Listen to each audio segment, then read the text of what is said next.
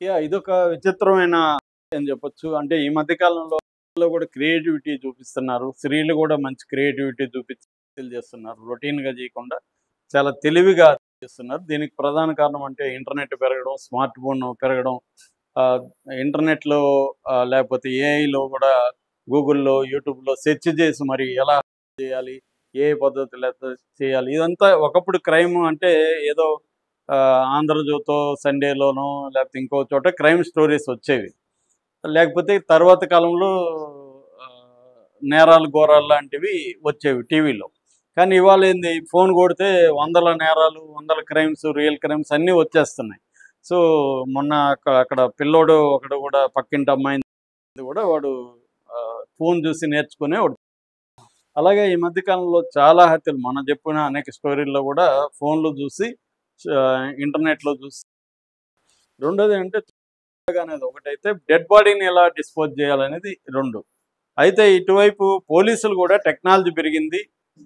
ఒక పక్క సీసీటీవీలు కావచ్చు, ఫోన్లలో టెక్నాలజీ కావచ్చు, లేకపోతే సెల్ టవర్ టెక్నాలజీ అంటే లొకేషన్‌ని ట్రేస్ చేసే టెక్నాలజీ కావచ్చు, ఇన్వెస్టిగేటివ్ మెథడ్స్‌లో వచ్చిన టెక్నికల్ అడ్వాన్స్‌మెంట్ కావచ్చు, వీటన్నిటి ద్వారా కన్వెన్షనల్‌గా ఉంటూనే కన్వెన్షనల్ అంటే ఏమి అనుమానితుల్ని తీసుకెళ్ళి చితగ్గొట్టడం. అది థర్డ్ డిగ్రీ ఉపయోగించి టార్చర్ చేయడం అనేది పాత పద్ధతి. అది కూడా కంటిన్యూ చేస్తూనే ఉన్నారు. దాంతోపాటు టెక్నాలజికల్‌గా కూడా అడ్వాన్స్‌మెంట్ వల్ల ఇవాళ క్రైమ్ చేసి తప్పించుకోవడం అనేది అసాధ్యం. అయినా కూడా వీళ్ళు తప్పించుకుందాం అనే ఉద్దేశంతో కొత్త కొత్త పద్ధతుల్లో హత్యలు చేయడం అనేది జరుగుతుంది. ఈ మధ్య కాలంలో భార్యలు భర్తలను హత్యలు చేసే రేటు కూడా పెరుగుతుంది. అయితే కంపేర్ చేయలేము. ఎందుకంటే ఓవరాల్ క్రైమ్‌లో మగవాళ్ళ క్రైమ్ 90% ఉంటే ఆడవాళ్ళ క్రైమ్ 10%ఏ ఉంది ఎన్‌సీఆర్‌బీ డేటాలో కూడా. కానీ వితిన్ ద ఆడవాళ్ళ చేసే క్రైమ్‌లో ఆ 10%లో పెరుగుతా మాత్రం కనబడుతుంది. సో, ఈ నేపథ్యంలో మళ్ళొకసారి భార్య భర్తను కొద్దిగా విచిత్రమైన పద్ధతిలో అదేంటంటే వయాగ్రా టాబ్లెట్ చంపిందనేది వార్త మనకి. కానీ లోతుగా చూస్తే దీంట్లో అనేక విషయాలు కనబడుతున్నాయి. ఇదేందని చూద్దాం. ఈ భర్త పేరు కత్తి సురేష్, భార్య పేరు మౌనిక. వీళ్ళిద్దరూ 2015లో అంటే 10 ఏళ్లకు ముందు ప్రేమించి పెళ్లి చేసుకున్నారు. ఇతను డ్రైవర్‌గా పనిచేస్తున్నాడు. ప్రేమించి పెళ్లి చేసుకున్నారు. వీళ్ళకిద్దరు పిల్లలు కూడా పుట్టారు. అయితే ఈమెకి సెక్సువల్ కోరికలు ఎక్కువగా ఉన్నాయని చెప్తున్నారు పోలీసులు. అర్జ్ ఎక్కువగా ఉంది. కానీ అది భర్త తీర్చలేకపోతున్నాడు.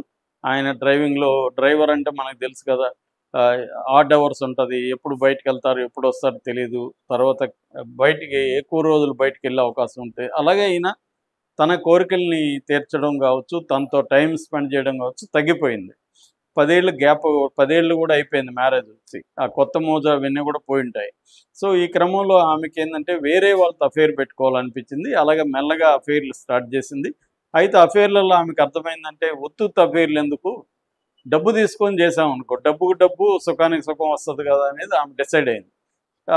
దాంతో ఆమె సెక్స్ వర్కర్‌గా మారిపోయింది. సెక్స్ వర్కర్‌గా మారిపోయి డబ్బు కోసమే పడుకోవడం అనేది మొదలుపెట్టింది. దానివల్ల ఆమె కోరికలు నెరవేరుతున్నాయి. డబ్బులు కూడా వస్తుంది.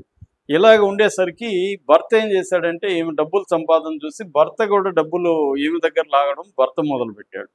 ఇలాగ వాళ్ళ మధ్య గొడవలొచ్చాయి. అట్లాగే ఈమె వేరే వాళ్ళతో వెళ్ళడం కూడా ఆయనకు అర్థమయ్యి ఆ రకంగా కూడా గొడవలొచ్చాయి. మొత్తంగా వాళ్ళిద్దరి మధ్య గొడవలనేవి మొదలైనాయి. ఈ గొడవలనేవి మొదలయ్యేసరికి ఈమెకి అతను అడ్డులాగా కనపడ్డాడు. ఇతను లేకపోతే మన లైఫ్ ఇంకా బావుంటది. ఈ అడ్డు కూడా లేకపోతే ఇంకా హ్యాపీగా ఎంజాయ్ చేయొచ్చు. మనకు డబ్బులు కూడా వస్తాయి అన్న యాంగిల్‌లో ఆమె ఎళ్ళిపోయింది. ఎందుకంటే ఆ మార్కెట్ పెరిగింది. మంచిగా డబ్బులొస్తున్నాయి. ఈ క్రమంలో ఆమెకు కొంతమంది పరిచయం అయ్యారు. అందులో దొమ్మాటి అజయ్ అనే ఒకడు. వాడికి కొంత క్రిమినల్ బ్యాక్‌గ్రౌండ్ ఉంది. వాడు ఈమెకి కొంతమంది అమ్మాయిలతో కూడా ఎందుకంటే ఒక సెక్స్ వర్కరు తనొకటే సరిపోదు కాబట్టి ఇంకొంతమందిని కూడా దాంట్లోకి దింపుతారు మామూలుగా. ఎందుకంటే ఈమె సెక్స్ వర్కర్‌గాను ఉంటుంది. ఏజెంట్‌గా కూడా పనిచేస్తుంది. అలాగా ఈమె ఇంకొక కొంతమందిని దించింది. వాళ్ళ పేర్లు కూడా వీళ్ళు అరిగే శ్రీజ అని, తర్వాత నల్ల సంధ్య అలియాస్ వేముల రాధ అనే ఇద్దరు పేర్లు చెప్పారు. సో, ఇలా పోలీసులు చెప్పింది నేను చెప్తున్నా. ఇద్దరిని కూడా ఈమె రంగంలోకి దించింది. ఇలాగ వీళ్ళతో కూడా చేయిస్తుంది. ఈ క్రమంలో ఈమె ప్లాన్ చేసింది తను చంపేయాలని. ఈమెకి దేవదాస్ అని ఒకడు పరిచయం అయ్యాడు వీళ్ళల్లో.